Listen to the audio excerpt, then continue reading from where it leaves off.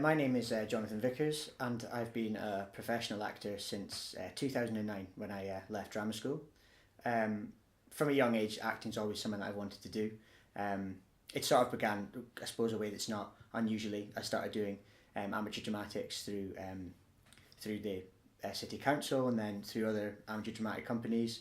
And then when I went to secondary school, I did some more drama with them before moving on to some of the like national theatre companies like YMTUK. And it was sort of around the age I started doing that, which is about 15 or 16, that I sort of decided that's probably what I wanted to do with my life. So from there, I went on to go to drama school, and I studied musical theatre for 3 years. Like I say, graduating in 2009, and then moved to London from there because I studied just outside of London at Guildford. So that was really good fun, but a lot of hard work. And why did you decide to study musical theatre as opposed to stage performance?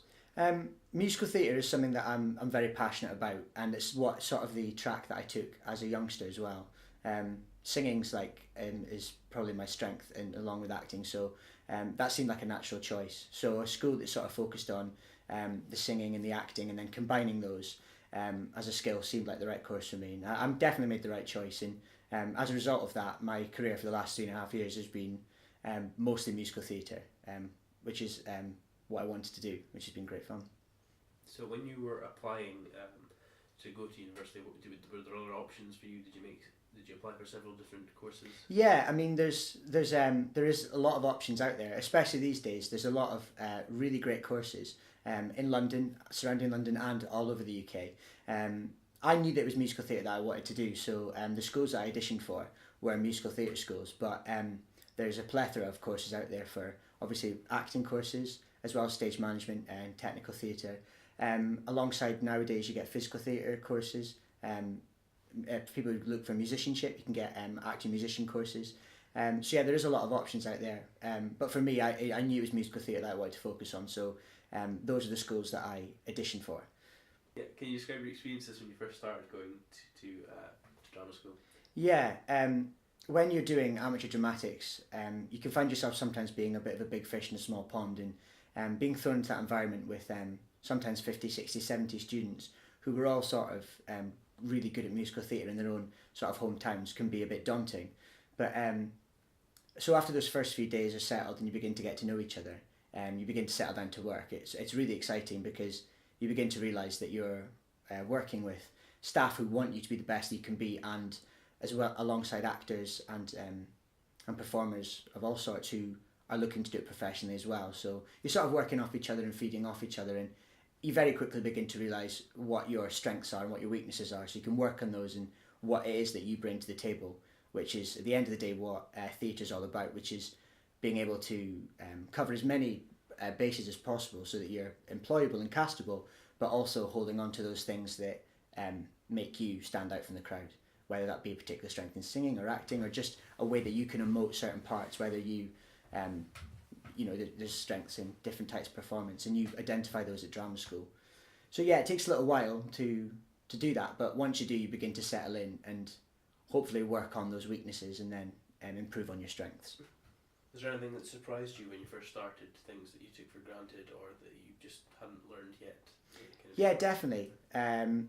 With me, a weakness of mine when I went to drama school was definitely dance, which it is a big aspect of musical theatre, and it wasn't something that I'd ever really. I'd performed in shows, but I'd never actually attended dance classes as such. So being thrown into that environment with a lot of people who could dance was again very daunting. But again, you end up sort of improving because you're working around people who have danced before. So yeah, that was a definite weakness and something that I had to work on, and I'm glad I did, because more and more you find them looking towards what's called a triple threat performer, so somebody that can sing, act and dance. And that applies not just for musical theatre performers but for actors as well. Most acting courses will include certainly singing and probably a degree of dance as well, just to sort of broaden the horizons in an industry which is constantly changing to keep up with what the public demands and what they're looking for in their theatre. Was your approach to acting change at all much in the first year of going to drama school? Did you feel like you've been doing it wrong up to that point, or there were things that you thought you had a grasp of that the teachers just stripped away from you in order to rebuild you? Well, the thing about drama school is the sort of old saying about drama schools. In first year they sort of break you down, and then second year is building you back up, and third year is you sort of showcasing that. And there's a truth in that to an extent, but the thing about acting is there is no right or wrong way. So I don't think many people would have gone there going, I've been doing it wrong. You just might start to find other influences, whether that be within yourself or looking at other practitioners, that you can then adopt in your own work and say, well, I'd like to deliver it this way. And again, you sort of, being at drama school, the breadth of knowledge you have about certain types of plays expands, so therefore you're called on to do different types of work. So, what might be applicable in a certain piece of drama might not be applicable in others. So the way you would perform in a pantomime would be different to the way that you would perform in a Chekhov play. So certainly you do realise that you need to expand your horizons and offer more than just sort of one style of acting, which drama school can certainly sort of can help address, and you can begin to tackle. So I think that would probably be something that I addressed, yeah. And as you went through your course, was there a feeling of fear about the future or excitement? I think even beyond drama school, while you're there and beyond, that's something that's, as always, is a big dichotomy, I think, with all actors. It's a very exciting business because it is a job where tomorrow could be entirely different from today. And so, yeah, there's always that aspect of fear, but there's always that aspect of excitement. And I think that's probably what draws people into the business quite a bit, because it is an ever-changing, ever-evolving business. So, yeah, drama school, the further you get towards the end of your 3 years, those feelings become stronger because you get used to working with that group of actors, that group of teachers. So as time goes on, you begin to realise that, yeah, you are facing a daunting future, but an exciting one as well. So yeah, that dichotomy always exists at drama school and beyond. And did you feel prepared for the realities of working as life as a working actor in the final year of university? Did you feel like you knew what it was going to be like? I think I was pretty sure I knew what it was going to be like. And the advantage to being at a recognised and a good drama school is that a number of the staff are working professionals. So you've always got a sort of outside influence coming into the college to talk to you about what is going on. But as even the best drama schools or any educational institutions will show you, that you can learn all the theory about how it works, but it's not until you're actually living it that you find out what it's like. So I think I felt prepared, and when I got out there, nothing was a big shock. But you can't ever be fully prepared for how life goes. And I think that applies to sort of any business when you leave drama school or university or college, whatever it is, that the reality very rarely matches up with exactly what you think it's going to be, whether that be in a good or a bad way. What was the exact process you went through upon your final day and you're finished your course? What did you then do with your life? Well, like I said, I left drama school in August 2009, and because I trained outside of London in Guildford, obviously I moved to London from there. So yeah, it was a process of leaving college, but also leaving Guildford, so moving from a town up to obviously the capital of Britain, which is a big move in itself. So when you leave drama school and you're a working professional, unless you're going into a job, an acting job, then you've got to go out there and find work. So you've got to find, for actors, that you're trying to find a job that pays enough bills to pay for living in one of the most expensive cities in the UK, if not the most expensive city to live in, but also that is flexible enough for you to be able to attend auditions, and that you can give short enough notice that you can get a job and say I'm leaving. So that obviously limits your options somewhat. And so yeah, that's a lot of actors end up going into to sort of bar work or telesales. The great thing about London is that there's a lot of actors who want those sort of jobs. So because of that, a lot of these places are aware that that's how actors live their lives, so they're quite willing to take you on. So finding a job in that way is generally usually okay, especially when you go to a big drama school. So there's a lot of you finding work, and you've always got friends who are doing jobs who can sort of get you in the door. So that's the sort of one of the major realities, I think, that you will more often than not have to go out and find a job that is not what you initially intended to do. and then sort of balancing that off with keeping your mind active and keeping your skills up to scratch, because it's so easy when you're working in a job that's unrelated to theatre or film, television, to you don't realise that over time your skills are getting less sharp, so to speak. So you've got to sort of keep that up, whether it be writing, whether it be attending classes in singing, acting, dance, whatever it is that you need to do to keep those skills as fresh as you can, to give yourself an advantage. Did you live the life of a struggling actor for any period at all? Yeah, absolutely. And it's for the reality for most actors is that you will find it comes in chunks, and then you'll get a job, and then there's every chance that you'll go back to the realities of that. And I did, yeah. When I left drama school, I left in August and got my first acting job in October, but that was an unpaid fridge show. So obviously I had to keep working, like working in a bar to pay the bills, but also trying to learn lines and stay on top of the performance as well, which brings its own challenges, of course. So then after that, that was in 2009, I did that first job, which finished in November. And then I had 2 more acting jobs in the first half of 2010, again, that were profit share productions. So again, I was having to work. So at my busiest, when I was doing, I was rehearsing one show, performing another one in the evening, and holding down a job on the days off, I did pull a 96-hour week, which it's not unusual. I mean, it doesn't happen a lot, but it does happen. And it's in moments like that and weeks like that where you begin to realise, is it really what you want to do? Because you are facing that often as an actor, that is what you're going to have to do. But obviously the other side of that is the rewards of then getting a paid job. Where I got my first paid job at the end of 2010, and that's a great feeling. And then in 2011, I went into Blood Brothers, which is a show that I've always wanted to do. And so when you actually have that time of, working, just paying the bills, and you get a job that you've aspired to do, that's a feeling it's very hard to meet, and it's a lovely feeling. And at what point did you get an agent? I got my agent from drama school. Most, if not all, drama schools will do what's called a showcase, where agents and people from the business will come to the showcase and watch the prospective students, and from that they'll select the people that they want to take on.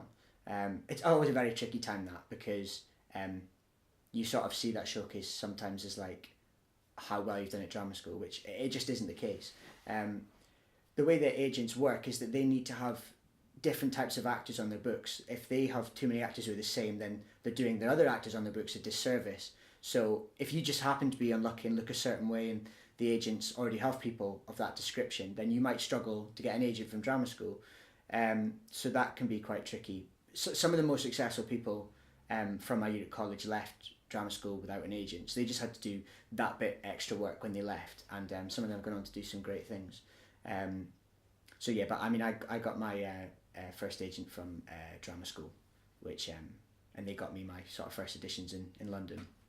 What was the audition process like in those early jobs? The audition process changes very little, even from those early jobs to the later ones. Again, it depends what sort of a show you're going up for. It will vary massively. So if you're going up for a show which has got very heavy emphasis on the dance, then the dance call will probably come first. Whereas singing, it might not be. So the audition process varies. The one thing that sort of remains the same is that there will always be a lot of people auditioning for those roles, because the reality is there's a lot of actors out there, all competing for a comparatively small amount of jobs. So you sort of need to keep a cool head in that environment, and remember what it is that you can bring to the table, rather than letting the number of actors who are in the room with you sort of throw you a little. So yeah, the process varies widely. It also depends. Some people will cast it in one round. It's not unheard of to do 7 or 8 rounds for bigger productions, all of different content. So it might be dance or singing or acting, and in front of different people or the same people. So you got to stay on top of that material, and obviously get as much feedback as you can, so that when you go in the next time around, you're bringing something new to the table, so that the panel are seeing what they want to see. I think in that environment as well, it can be very easy to try and go, what is everyone else in the room like, and what can I do to make myself the same? Whereas actually, if you just stick to your guns and say, this is what I do, then if you get the job, you know you've got it because you brought what you needed to, rather than trying to be somebody else, because you're always going to be the best version of yourself, as opposed to trying to be somebody else. But yeah, the funny thing is that the auditions, doesn't matter how long you've been doing it, they never change, and the same feelings come up again and again. Yeah, it's tricky. What's the emotional journey you go through when you were auditioning for Blood Brothers? Blood Brothers was an interesting one, because it's something that I had done amateur. I'd done that when I was at school. So it's a show I knew really well, and it's a musical that I've liked a lot. So with that comes the sort of added difficulty of, it's a job and a paid job, which is great, but also it's in something that you're desperate to be in. But you've got to sort of keep that under control, not let your hopes run away with you. So you've got to treat it, I had to treat that the same as any other audition. So yeah, I got sent the material. I had quite a long time to prepare for that audition, which is nice. So I was sent a couple of scenes and a song from the show, which is quite unusual for a first round. Like generally, for musical theatre, you'll be asked to bring a song from your own folder, a song that isn't from the show, and then from maybe the second or the third round, they'll ask you to sing material from the show. But the way that Blood Brothers worked was to just you brought in your own material, you brought a material from the show. So I sort of got on top of that material and went in and met with the director and went through the stuff with him, and then worked on it a bit, and then I got a phone call the next day to go in again, and that was my second round. It was also a final, just for the last two of us to go up for that role. And what actually happened from that was the role I was in for went to the other guy, and they actually cast me in another role altogether, which again is not unusual. When you meet with casting directors or the producer, they can look at you and very quickly they'll know the production inside out and back to front, because that's what they're paid to do. So they'll see you and go, actually, can you read for this? And that's something to always be prepared for, is that you might be asked to sight read or sight sing something, if they see something they haven't seen in previous rounds. So yeah, that process was a really nice process, because they were a very friendly panel, and it was something that I really enjoyed, and it was obviously great news to then get the phone call that I was going into the show. And can you just briefly talk about your experiences on the tour, on the show, and what it's like? Yeah. Not just on stage, but off stage. Yeah, being a part of that company was brilliant. It was great fun. That show, what's unusual about that show is a couple of things. Is it's run for so long, so you're not all starting on day one of rehearsals as all newbies. You're joining. There'll be some new ones and some old faces as well who've known the show for a long time. So that's a really nice environment to go into. And it's a company of only 14, so that's quite a small company. So it varies massively from going in when everybody's new, which I've done before as well, because then everyone's just coming to the text for the first time. So you bring your own things to the part, and then people like the director have known things have happened in the past, which is nice, which you build into your own character. So we rehearsed that, and then we went on tour, and that was great, because doing something like a UK tour, you get to see a lot of the country, and go to a lot of cities that you wouldn't normally have the chance to go see, because you have no reason to go there. So yeah, it was really good fun. Like on stage, it's a great show, and off stage is great fun as well. There was like a lot of laughs, and I made a lot of good friends in that show. And it was 2 years that I did in that show, and it was a really happy time, and I really enjoyed it. It was great fun. All right, and what have you been doing since Blood Brothers? Well, I'm just about to start on a new show called Big Girls Don't Cry, which is a tribute to Frankie Valli and the Four Seasons, which does one night gigs over the UK, as well as like 1 week long or half week long stints with Royal Caribbean cruises. So that's obviously a completely different job. That'll be more a singing focused job, and traveling. I'll get a chance to see a lot more of the world. So yeah, so the rehearsal process will obviously be different, because you're tackling it more from a practical point of view in terms of the singing, as opposed to looking at specific staging and stuff, because it's a concert format. So it'll be a very different style of job, I think something I'm really going to enjoy, because I'm a big fan of the music of the Four Seasons. So, and it's a hard sing, so it'll be a really tricky job, but I think something that I'll really enjoy doing.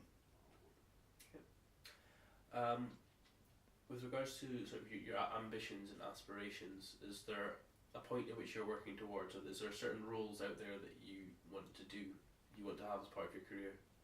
Yeah, I think that every actor has a sort of tick list in their head, but I think it's important to sort of keep that to one side, because I don't think that is particularly useful for a number of reasons. You might not get the chance to play those roles, whether it might be you just don't physically suit the role that you wanted to do, whether that role just doesn't become available. So that can be quite tricky. But the other side of that is that if you do get seen for it, and it's something that a bit like what I was saying about Blood Brothers, is if you do get seen for it, then it could be quite daunting to then go up for it, because you're then going, something I've always wanted to do. So you sort of throw yourself in. Generally, I find if it's something that you really want, it becomes more difficult, because you've got that added pressure. But yeah, no, there is definitely tick boxes that I'd like to tick. Yeah, and we'll see if any of those come up, which would be nice. Nothing you'd like to share? Well, I mean, Blood Brothers was something that I always wanted to do, so that was really great. But yeah, there's just a couple of companies out there that I'd really like to work for. But to be honest, the main thing I think for actors these days, as opposed to trying to have roles, what you should really be trying to achieve is sort of a consistent consistent career across a wide variety of things. I think that's, since leaving drama school, something that's become more important. As opposed to, I'd love to play that role, it's more, I'd love to be able to just keep working. So, as an actor in London, how in a difficult environment, how do you go about sustaining a career? It's very, very tricky. I mean, the main thing is that you should always be seeing theatre or film or television, or really a combination of all of them, so that you know what is going on and what it is that you can bring to the table. Keeping your skills as fresh as possible, and opening up your mind to different possibilities, working in different environments and different types of productions. But yeah, I think the main thing, it really is seeing as much as you can, because then you've got your finger on the pulse and you know exactly what's going on. I think actors should always be trying to aim towards as broad a career as possible, just so you have different options, and then your CV tells a bit of a story then of the different things that you've done, and you become more employable and more castable because of your CV, because that's obviously your CV and your headshot, which are the two things that the casting director will see first. So both of them have got to tell the story of who you are and what your skills are. For the youngsters who are hoping to become actors, who are just finishing school and looking to apply for things, what is it they should be looking for, and what do they need to realise about going into further education in dramatic arts? It's very tough. It is very tough out there. But what I find is that people need to realise that it is tough, but there is work. It's not as some people make out to be really easy, and some say it's just impossible. The reality is somewhere slap bang in the middle of that. There is work out there, but it isn't going to come to you very easily. So I'm not saying whether going to drama school is a must or something to avoid.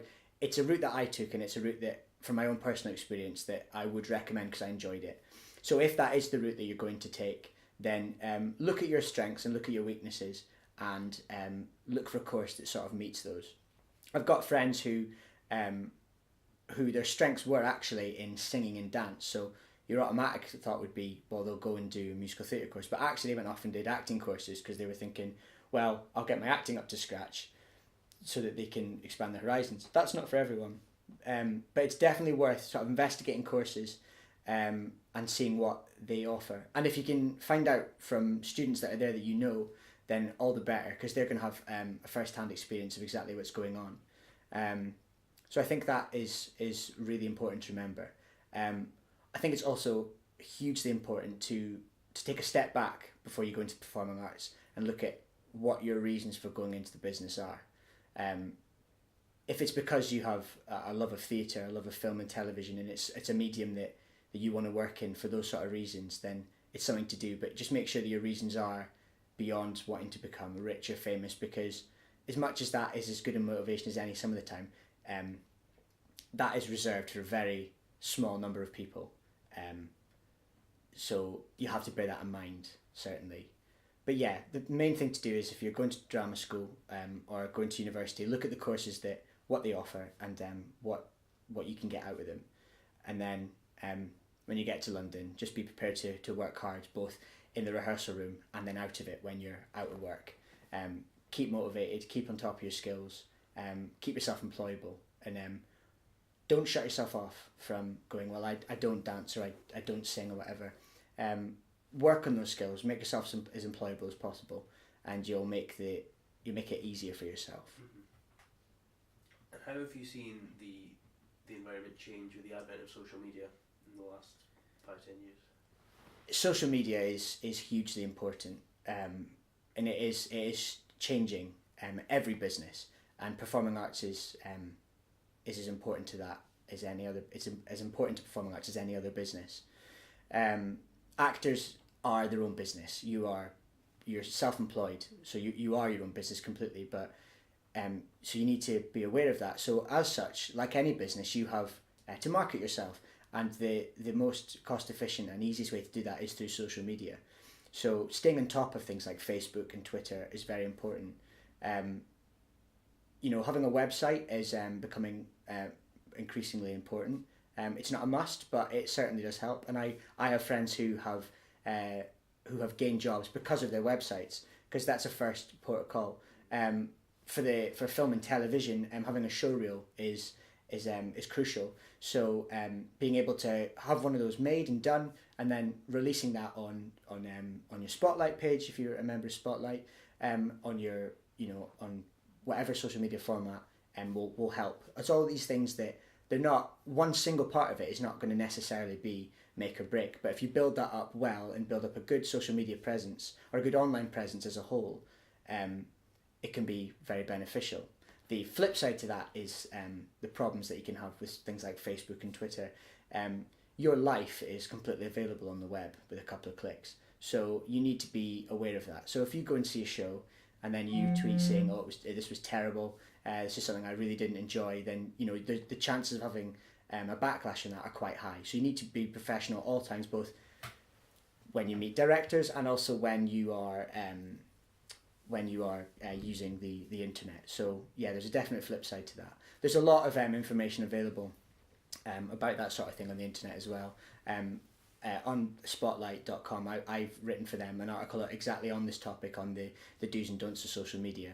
But there's a lot of information out there. A lot of people are sort of very aware of that as social media becomes a very integral part of any business. There are a lot of actors who are successful outside of London. Especially with a lot of the big TV companies moving their offices up to Manchester. There's a lot more potential for work in those regional theatres. I think the main thing to take from that is that if you want to live outside of London, that is absolutely possible, and many actors do it, and do it successfully. It's just important to remember that a lot of castings do take place in London, so just be willing to travel. For some people, the benefits of living outside of London outweigh that. So it's not an essential part of the business living in London, but a big part of the business, particularly in theatre, is there. So even if you decide to not live there, expect to spend a fair amount of time there auditioning or working. Yeah, I think it's really important to, if it's what you want to do with your life, and it's something that you take very seriously, then you need to get yourself as informed as possible. So things like Spotlight, which is the online directory for casting, is an essential part of acting today. So get information from them on their website. Things like Equity, the Union for Actors, is a really valuable source as well. Another great website, and there's a lot of benefits that come with being a member of Equity. So these are all things to look into. And yeah, but the main thing is just see as much theatre, as much film, as much television as you can, so that you keep yourself as informed as possible. And as hard as this business is, it is one of the most rewarding and exciting businesses to be a part of. and if I could go back in time, I wouldn't change a thing. I've enjoyed every moment so far, and I'm looking forward to the future and what it brings. So I would definitely recommend it, but just keep a cool head and stay on top of it. Jonathan Vickers, thank you very much. Not a problem.